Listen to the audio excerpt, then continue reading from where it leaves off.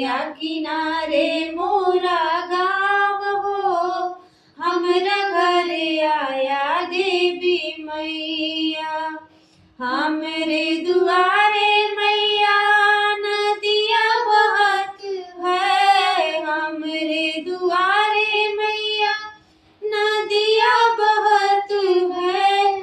सुती उठी कराया स्नान हो, हमरे घर आया देवी मैया। नदिया किनारे मोरा गाँव हो, हमरे घर आया देवी मैया। हमरे दुआरे मैया निबिया का पेड़वा, हमरे दुआरे मैया निबिया का पेड़वा। झलुआ झुलाइब सुबह शाम हो, हमरे घर आया देवी मैया।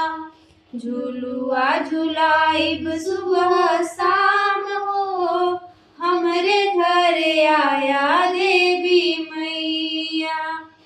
नदिया किनारे मोरा गाँव हो, हमरे घर आया देवी मैया।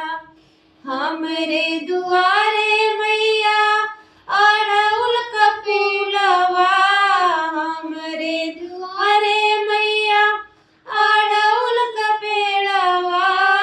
गजरा बनैब सुबह शाम हो, हमरे घर आया देवी मैया।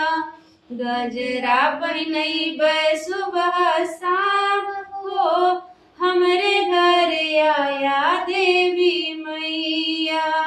नदिया किनारे मोरा गाँव हो, हमरे घर आया देवी मैया।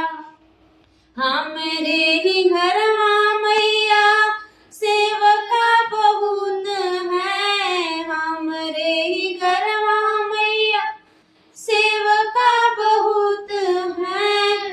पचरा सुनैब सुबह शाम हो, हमरे घर आया देवी मैया।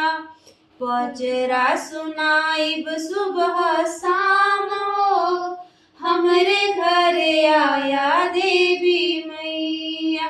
प्लीज हमारे चैनल को लाइक करें, सब्सक्राइब करें। धन्यवाद।